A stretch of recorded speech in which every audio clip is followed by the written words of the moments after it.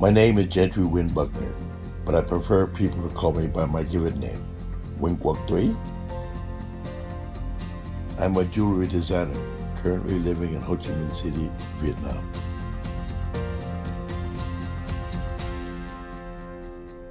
My adopted parents adopted children from all over the world, India, Vietnam, and I even had an Afro-Swedish sister. My family never shied away from the fact that we were adopted. In fact, we celebrated it. I feel like I'm a pebble in the pond.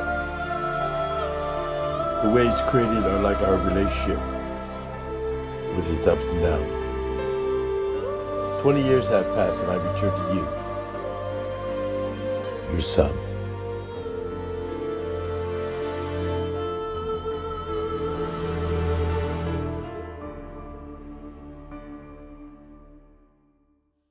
What you just watched and heard was the sharing of Mr. Tuy Gentry Buckner during his reunion with his big family, including his biological father, siblings, and mothers 6 years ago.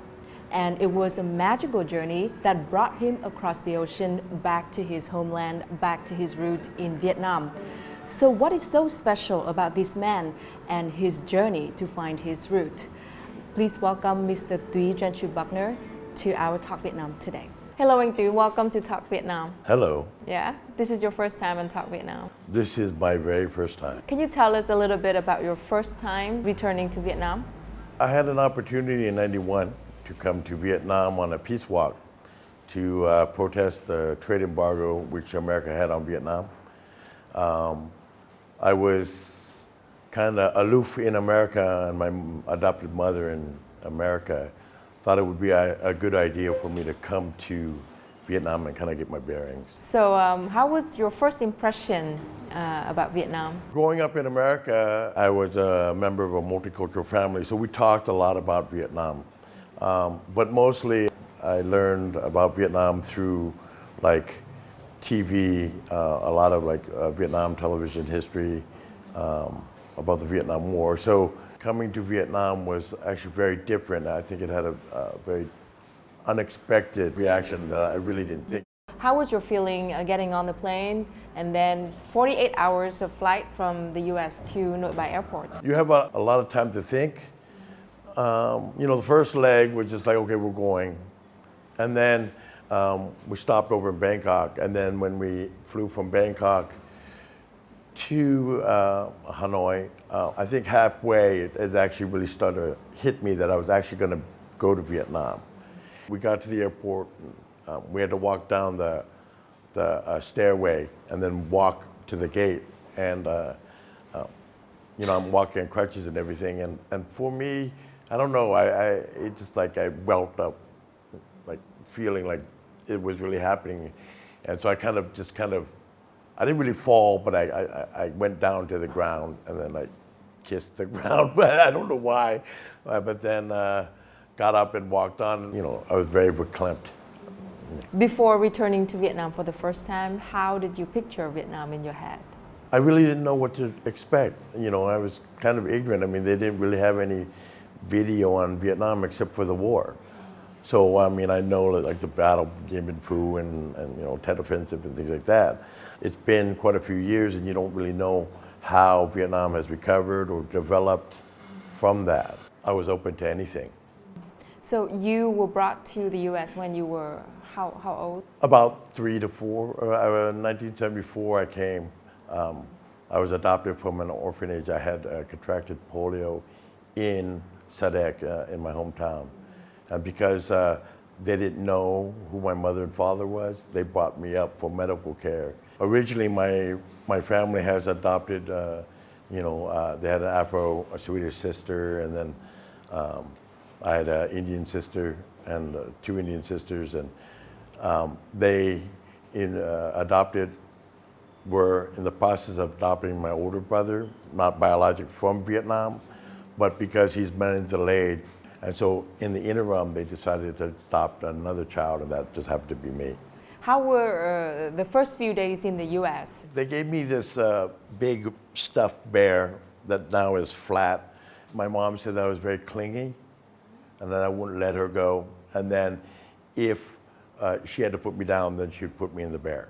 When flying to America, I had an ear infection in both ears, so both my eardrums burst. So they said I was in a lot of pain, that I didn't cry that much, but definitely I couldn't hear when they were talking to me. My early days in Berkeley, California were not easy. Being in a new environment did little to allay my fears. Growing up in a multinational family is kind of strange for a 4-year-old boy. Instinctively, I would either save or hide every bit of food I was given, a habit from my orphanage days. Adapting to a new environment was just one hurdle I needed to overcome. I also had numerous operations to help me use leg braces and crutches, making it much easier for me to get around.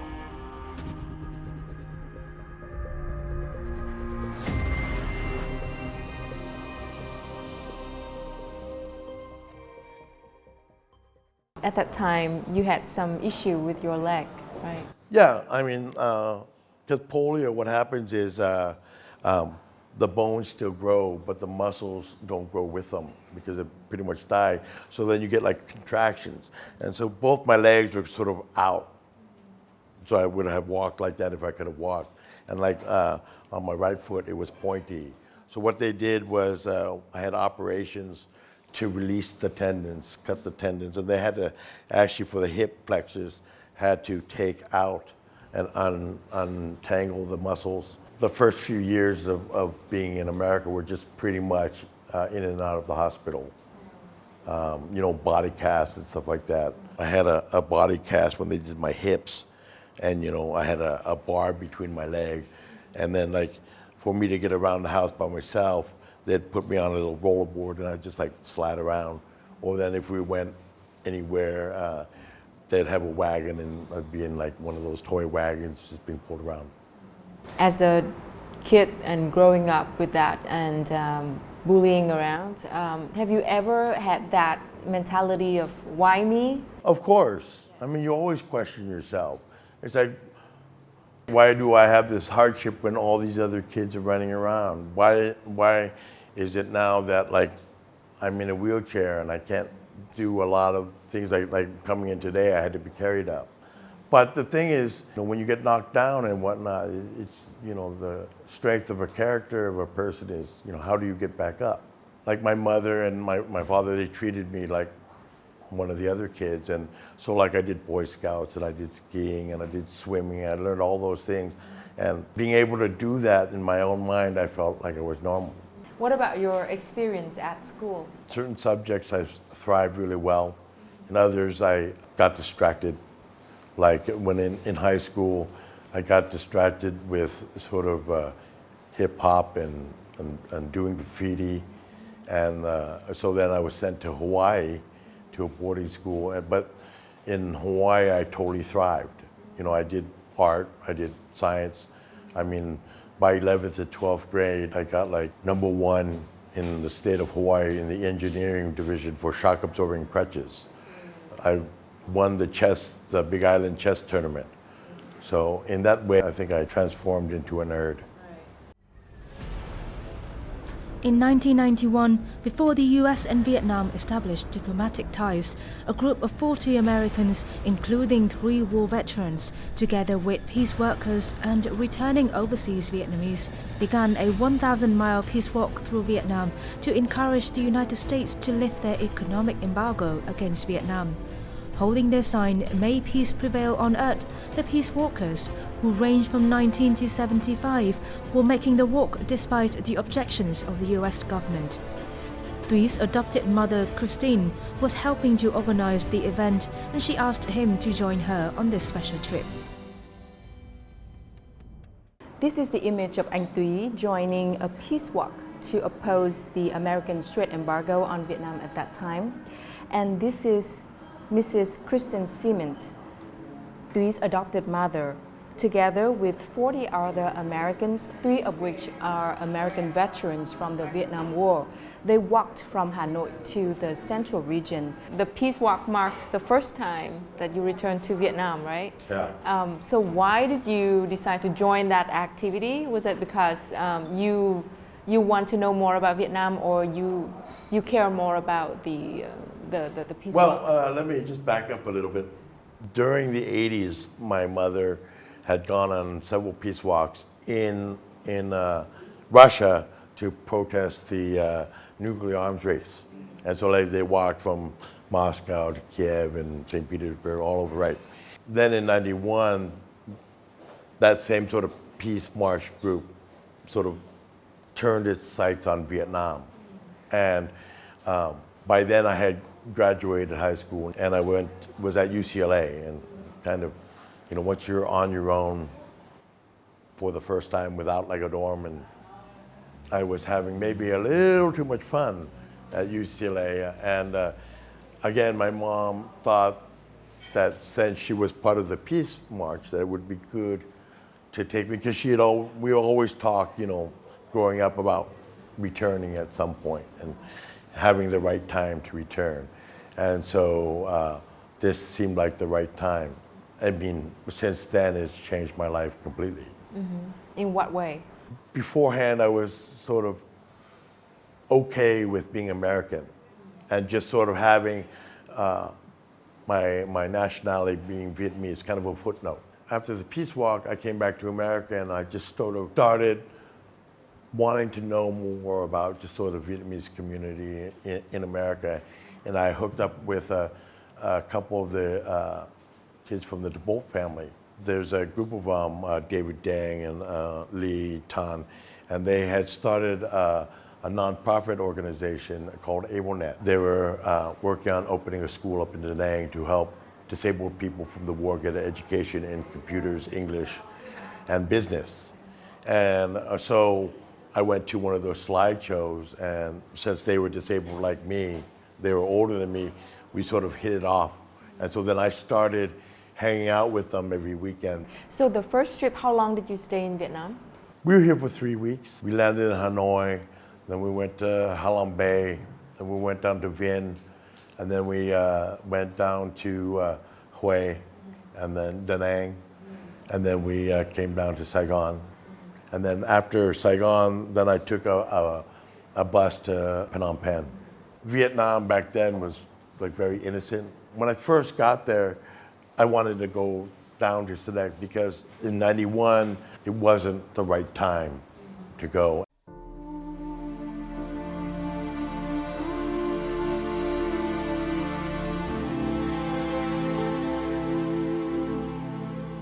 I am standing in my motherland. Before, it felt like a distant being only.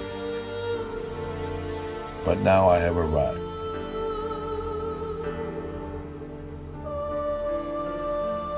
I begin a new journey, one of discovering my roots, to see the people in the town where I was born, and to reconnect with a long-lost past.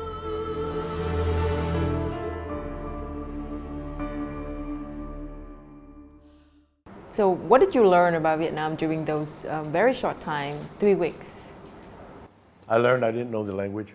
Okay. I kind of became ashamed that I didn't know the language, and I felt a little bit ashamed that I didn't know about the culture, I'm saying, in Vietnam. But the thing is, I tried. I went out and I went on the street and sat down with people here and there, wherever we went, and I had my little translation book, and they all asked me, what's your name, how old are you married, all those general questions. I mean, the thing is, like, a lot of times I met Vietnamese and they were just confused that I didn't know about the culture and about the language, But kind of because of that, I wanted to know more. So by the time I came the second time, like at the beginning of the trip before we went to Da Nang, I tried to go down to Sadek. I had a birth certificate. And this is why I knew to go to Sadek, because it was signed by a few nuns from Sadek. So I figured it must be a church. And they told me that a couple of the nuns that signed it were actually in Can Tho. So we went over there and I found one of the nuns. So before that meeting with her, have you ever thought that you would want to find your biological mother, or? Yeah, I mean, honestly, as a child, one of my fantasies was like, it's gonna be sunset and we're by the lotus pond and I see my mom and we kind of do one of those, I love you, running kind of thing. Yeah, it was completely different. No, but I mean, seriously, I mean, water buffalo, you have the little kid playing the flute in the background and things like that. That's my image of how it was going to be. How did you feel when you first reached Sadek? When on the second trip, when actually we making it to Sadek, we got to Sadek, and pretty much, within the first 500 yards, there's the hospital, and then right next to it is the church. And so, since it was signed by the nuns, we went into the church. I was 23. I didn't have that much money with me because I wasn't expecting. Honestly, this trip to Sadek for me was a trip of closure, in the sense that I was expecting not to find my parents or my mother, and just sort of I wanted to go down to the church, maybe give them a few $100, see what it's like to be living in there, and use that and the people around me as reflections of my parents, and it's just sort of close that chapter in the book and then go back home and just kind of go back to being American. There's a big twist right there. Well, I mean, so that was why I went down there as closure, because already on the first trip, finding Sister Desiree for me was enough. But I wanted to just do the final chapter. And so we got down there, and the nuns are old. I mean, we got a tour around and got to see the kids. And we're sitting there, and they're giving us those little frozen yogurt thingies, right? And one of the nuns disappeared, and she comes back with a book of all the kids that came in and out.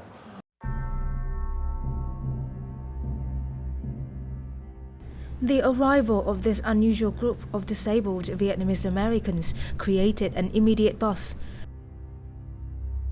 The local market almost stopped trading as people crowded around the front gates of the orphanage.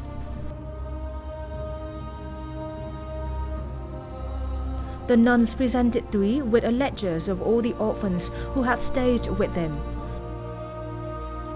Turning the pages, Tuy arrived at entry 313 and saw his baby photo with the name Nguyễn Quốc Tuy, the same as on his birth certificate. Written underneath was Mother, Father, Unknown.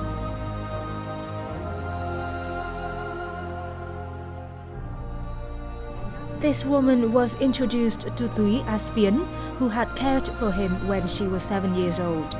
Viễn began to speak quite animatedly to the nuns, but Tuy didn't understand Vietnamese and had no idea what was being said. David, Tuy's friend, began to interpret. It turned out Viễn had information about Tuy's mother, and she was still alive. When you knew that your biological mother is still alive from Chị Viễn, how did you feel? And when you know that you can actually meet her? She is all, I know your mom, and I know where she is. And of course, I had come down there with David Dang and a few people, and they were all excited, right? And I was like, what? Come on, tell me. They're like, oh yeah, your mother's still alive. She's working in the rice fields. And it's going to take a few hours to go get her. Can you wait? And it's like, oh, I've been waiting my whole life. It's so random. And yeah, I mean, the thing is, it's like, for me, I started all those questions of like, how is she going to know? I left at 1 year old. You know what I'm saying? I'm a different person. I'm on crutches now. I have long hair. I don't look like a Vietnamese, So they were cooking, and I went into one of the bathrooms by myself and, had a little cry, and then came out and was really quiet, and of course everybody else is just because it's exciting because we're waiting for her to come back. By then, the town already knew that we came. Like we had a whole bunch, 3 different disabled guys on crutches came, and then one of them was looking for his mother, and so back then, like news like that, the whole town shuts down, and so they all crowded in, and I was sitting on a little bench, and my friends trying to teach me to say in Vietnamese, like, it's been 20 years and your son has now returned. And all of a sudden, there's like this commotion, sort of like, from this funny film that pardon me, excuse me, pardon me, and you see the hat fly, and sort of, like this little lady pops out, right? And I'll blurt out, hopefully, it's been 20 years, and they're like, yeah, that's not your mom. So the second lady pops out, and they're like, that's your mom. So I'm like, I say it again, and my mom looks at me kind of like, what? Like totally puzzled, like, why am I here? And then walks over to me, right? And I'm sitting on one of those small benches, and just grabs my head, just like, pulls it, and I have long hair, right? Yeah. And she parts my hair, Right. and I have a bald spot right there. Oh, okay. Right, that I had as a child, and and like hit me on my arm and turned around and said, "That's my son," and they were like, "Yay!" And I'm like, "Yay, Mom!" So I used to get crew cuts, so I have all these marks on the back of the head and like that mark, and like they would say, "Your brains are leaking out of your head. That's why you're bald in those spots."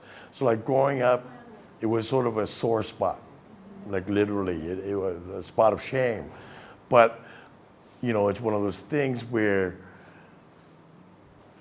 for the first thing to look for, when not seeing this guy for how long, since he was 1, for me, that was like the clincher that this is my mom.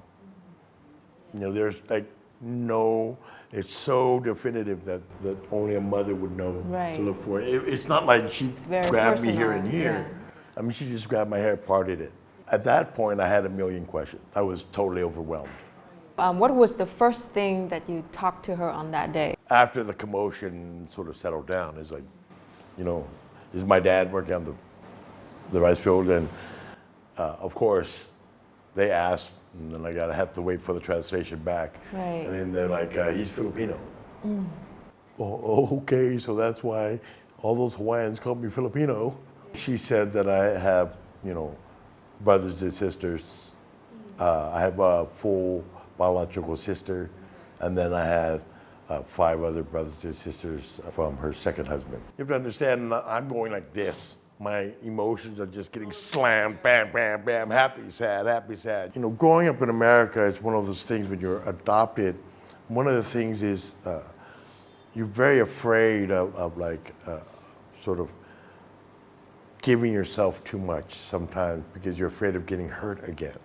So then to find my biological mother, it just, some people, you're supposed to be a son, but I don't know. I don't know how I'm supposed to act and whatnot. She didn't know, one of her things is she didn't know that I was disabled. She didn't know I was on crutches and whatnot, and all that stuff.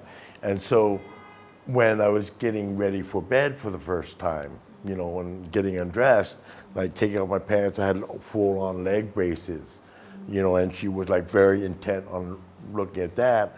And then, I took off my socks, and then she was like grabbing my legs and looking at all the scars, because I have like a scar from here all the way up the hip on both sides down here. And we really don't know how to communicate. Yeah. We did a little bit because she had some English from the war, but it was very rudimentary, and it's been 20 years since she spoke any English. For me, it's like I had to sleep. I was emotionally just completely wrecked. So like she sat on the bed and she held me while I slept, but it's like I didn't really sleep because I knew she was just sitting there looking at me. I could barely sleep. Is this a dream? She's sitting here with me, touching the scars from my leg and hip operation. my biological mother in front of my eyes. I don't speak her language and she doesn't speak mine. But I feel as though I understand what she wants to say with every touch, every caress. The experience is surreal, like a fairy tale. And today we are very lucky to have anh Tuy's mother here, and she will help us elaborate more on the day that they met each other for the first time after many years being separated. Thưa cô có thể kể lại cái câu chuyện ngày đầu tiên mà cô gặp lại con mình sau bao nhiêu năm xa cách như thế thì cô đã cảm thấy như thế nào ạ? Ngày đầu tiên cô được tin con cô về tìm thì con rất là mừng, cô cảm động. Cô Phiến của cùng cô Viện với Tí hồi xưa nên nó qua Sa Đéc nó gặp Tí hỏi là biết mẹ ở đâu không, thì Phiến nó nói là mẹ biết, mẹ cùng chung quê, nhưng mà kêu Phiến nó đi về nó rước mẹ thì nó không biết đường đi. Có anh Bảy là xuôi ra có bà chị Ba rước tôi, thì tôi nói con tôi hồi đó tôi mới sinh ra có 7 ngày à, rồi tôi bệnh rồi tôi mới đem gửi nó qua cô viện, thì bên cô viện nó cho là cho luôn chứ không có cho đi qua xin lại để tìm. Tôi định là gửi nửa năm mình hết bệnh mình qua mình xin lại, nhưng mà bên cô viện thì không cho thì bỏ luôn đó tới 3 năm thì hòa bình thì mấy ông nước ngoài hồi xưa là người ta nuôi, người ta để tiền cho nuôi cô viện đó, người ta đem đi Mỹ hết. Rồi tôi có qua tôi tính qua xin lại, nếu còn thì xin lại về. Qua bển thì mấy bà đó nói là đem đi nước ngoài trơn rồi, nhưng mà hồi khi đi là có rớt một chiếc máy bay mà không biết là trong đó chết 100 đứa cô nhi, không biết trong đó có này không. Tôi tuyệt vọng, tôi về tôi đâu có biết ở đâu nữa tìm. Vậy thì khi mà nhìn thấy anh Túy ở cô nhi viện thì làm sao mà cô có thể khẳng định được đấy chính là con trai của mình? Hồi xưa tôi đem cho nó là nó khỏe mạnh lắm, tôi sanh 7 ngày khỏe mạnh lắm, mà lúc tôi ra thấy tóc nó dài nửa lưng, nhưng mà nó đi chống 2 cái đó nữa. Tôi nói ủa con tôi sao vậy? Mấy bà đó nói là tại vì nó bị sốt bại liệt. Tôi không dám nhìn, tôi mới lợi là tôi vạch cái đầu nó ra, tại lúc tôi mới sinh ra là cái đầu nó có cái lỗ tròn do ở đây, thì tôi mới dám nhìn. Tôi sợ là tên trùng tên, không phải con mình mà mình nhìn gì thiệt mà có cái thẹo đó thiệt. Ngày đó thì vì sao cô lại để anh Túy ở lại cô nhi viện, và cô có bao giờ hối tiếc về cái quyết định đó của mình hay không? Tiếc, tại vì lúc đó tôi bệnh, thành ra ba nó thì đi về Phi, nên còn chị hai nó bị bệnh ban bạch, nằm thêm thiếp nữa, thành ra không thể nuôi nó được nên mới gửi. Đến gửi là ba nó nói về bển là 1 năm, ba nó qua tìm, thì tôi nghĩ là gửi 1 năm mình hết bệnh xong ba nó qua tìm thì mình qua bển mình xin lại. Nhưng mà mấy bà không cho cái kế 2 năm cái hòa bình, thành ra nó mất. Mình nghĩ rằng không bao giờ mình gặp được lại nó nữa, tại vì đi bên Mỹ mình đâu biết đâu tìm. Nhưng mà trời thương cho nó về nó tìm. On that very first day meeting her, what was the first question that you asked her? I asked her who my father was or where was he. I mean, there's a million things that I wanted to say, but you know, the language barrier and culturally different, it was difficult. How did you feel when you first saw her? For me, it was just like unbelievable. I mean, it was like, is this really happening? I felt like I was in a fairy tale, you know, like honestly, like my blood in my head was boiling. It was happening, but it wasn't happening, or is this real? So you met her, and 4 days later you have to come back to the U.S. So what did you do during that 4 days with her? Well, I tried to spend as much time as I could with her, but at the same time, there was another peace walk. I felt that I had to leave so that she could rest. But I also needed to do something. I didn't have that much money, but I wanted to do something as to sort of mark the day. And you know, before I had long hair. In Vietnam, it wasn't. Long hair was for women and short hair were for men. So I decided to go cut my hair, and I wanted to use my hair as a sort of a keepsake, like a gesture. And when I was with my friend, I had him translate. I gave her my hair. Con tặng cái tập cho mẹ. I said that this is a remembrance of the past when we didn't live together and that we were lost. I cut my hair for you to let you know that your son has come home, and that this is also a promise to you that I will try my best to have a life with you.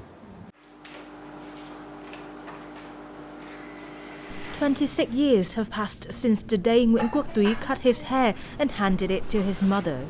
He also fulfilled his promise to his mother on that day. Currently, he lives with his mother and wife in District 2, Ho Chi Minh City.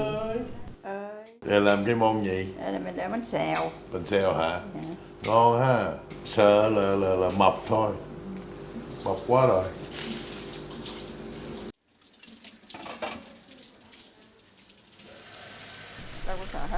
Túy shared that his mother, Nguyễn Thị Bé, was a woman of few words, different from him, a playful and optimistic person.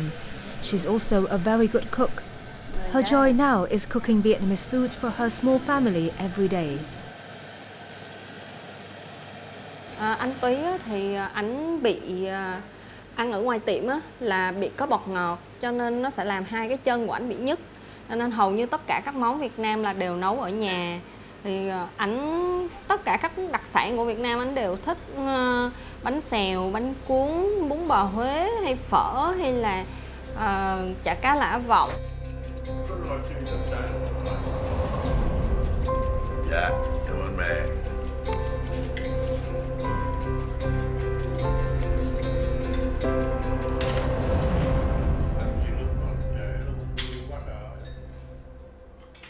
So anh Túy, how's your life in Vietnam now? It is awesome. I love living in Vietnam. It's been a long road to get to where I'm at.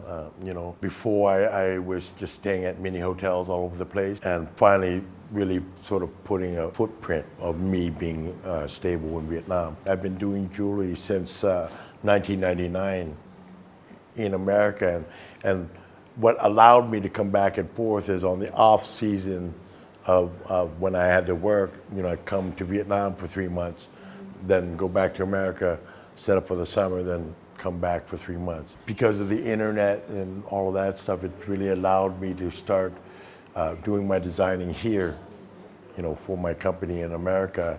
I totally fit in since I've been coming here since 91, so 28 years. Well, you brought here some of the jewelries that you designed. Can you share more about that? So the thing is, for me, because of welding and whatnot, I like to be able to manipulate metal. And so I started doing things by wax and whatnot. And then I had an opportunity in 2001 to take 3D modeling for jewelry, which was very new in the jewelry industry back then. Because of my mind and growing up and whatnot, dyslexia, thinking in different ways, I ended up doing jewelry pieces like this one, the out is just diamond and gold, and then you have a nice topaz. But then for the client, he had a bone store. So I took the spine of a snake and the ribs of a snake and included it into the design. Like another ring here is what I call my Alice in Wonderland sort of steampunk ring. And because of my love for like mechanics and stuff like that, I like to make things so like if you were to turn it, it spins. There's gears in there and whatnot. So for me, sort of my idea about jewelry is, you can follow the trends of everybody else and make lots of money. But for me, I want, when I design for someone, to make a conversation piece. And if I make the person do a double take and look at the piece and then they start talking about it, then I feel that I'm successful in designing. So how long does it usually take you to, from designing and to making it, like for example, this ring? Yeah, so like this ring, I had a dream. This was actually not for a client. I had a dream and I woke up, and I think I woke up at like 4:30 in the morning, and I just started sort of doodling, and came up with this design. And then doing the CAD usually takes a few days. And then once you do the CAD, then we send it off to 3D printing, which usually takes a couple days. And then after that, we send it off to be cast and finish any stone set or whatnot. So we usually give about 2 weeks after the design is approved. Kuan Yin Prayer snake eyes, scarab jade, a key steampunk, and the cathedral. These are the products of Tuy & Co., a jewel brand created by Nguyễn Quốc Tuy about 20 years ago when he still lived in the US. He is a rare customized jewelry designer in Vietnam. His custom-designed jewelry has become more and more popular among Vietnamese customers. You know, there was a reason why you came to me. Yeah, man, for real, this is crazy. You know what I'm saying? Even me, I'm blown away with this ring, man. It's crazy. I mean, that's the thing. It's like, you know, I want to meet the person so Yeah. that I get the feeling of sort of what they want, you know. We can cast it in 4 days is the fastest we can do. Cái quan trọng nhất của đồ trang sức của anh Tuy là cái độ chi tiết nó rất là cao. Thứ hai là mình không chỉ ấn tượng bởi cái trang sức của anh Tuy không, mà mình ấn tượng như cách mà anh Tuy bỏ cái câu chuyện của mình vào cái trang sức đó.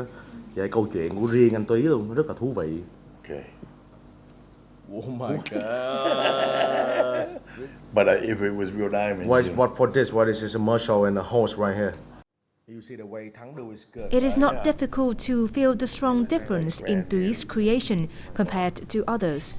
Tuy designed his jewelry especially inspired by nature and sometimes myth. That is why there appears to be some of characteristics of dragons, snakes, and other creatures. So you can see that from the design of the rings that we were looking at. This was one design of Alibaba, but then he ended up changing because the snake, he didn't know it was a snake. Nếu mà mình ra ngoài mấy cửa hiệu trang sức thì mình tìm được những thứ đa số giống với tất cả người còn lại. Nhưng mà mình là người làm nghệ thuật và mình rất là quan trọng cái hồn. Thì mình cảm nhận được cái hồn ở trong mỗi sản phẩm anh Tuy làm ra và mình thưởng thức được cái điều đó.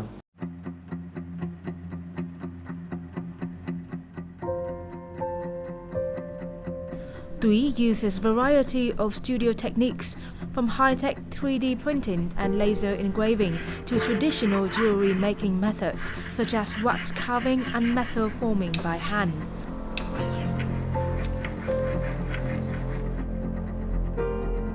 Since the beginning of his career, he has followed a simple philosophy. As a custom jeweler, it's most important to listen and to understand what inspires your customers. So besides jewelry designing, what other activities are you doing?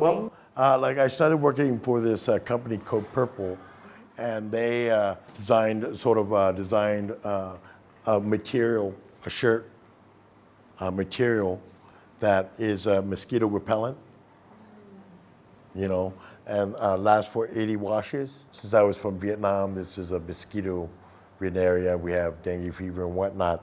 I started doing designs for them, and this was my actually first. It's, you know, the classic sort of Vietnamese woman with the nong la walking over a bamboo bridge in the countryside. You know, because that's where the mosquitoes are. So the thing is, they have one, buy one, cover one.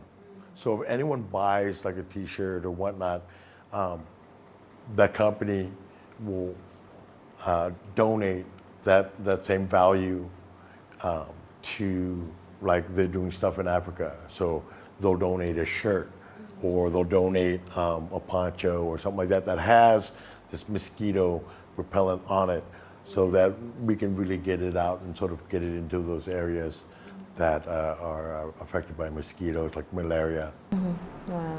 Yeah, so that's very meaningful, actually, part of the job. Yeah. So what about your future plan? Do you have any future projects to share with us? Well, funny that you ask. A couple friends of mine were coming together to start a YouTube channel. I'm going to be cooking, and then we're going to invite famous people in Vietnam to come. This will actually be in Vietnamese, so you will have to. I will be speaking Vietnamese yeah. with translation underneath it. 28 years have passed since the first time you returned to Vietnam. Yes. So during that 28 years, during that journey, how different you think you have become? Because I was born during the Vietnam War, and then the embargo happened, seeing Vietnam develop and change is sort of like Japan after World War II or like after the Civil War, just being able to be in the country and see the development and having the internet and all that stuff. And I was part of an information technology delegation in 2000 where, because of AbleNet and working with the nonprofit and helping disabled people get an education in computers and English, I was able to come on a trip when President Clinton came. So I got to shake his hand. And when I shook his hand, I thanked him for normalizing relations and making it easier for me to be able to come back and, hopefully, in my limited way, that I would be able to help Vietnam and, help my family and just, I am half Vietnamese, and I've always thought that I was full Vietnamese growing up. So, and to be able to give back to my mother and my brothers and sisters and just whatever is just a life's dream. After so many years of separation, finally, Tuy was able to reunite with his biological mother.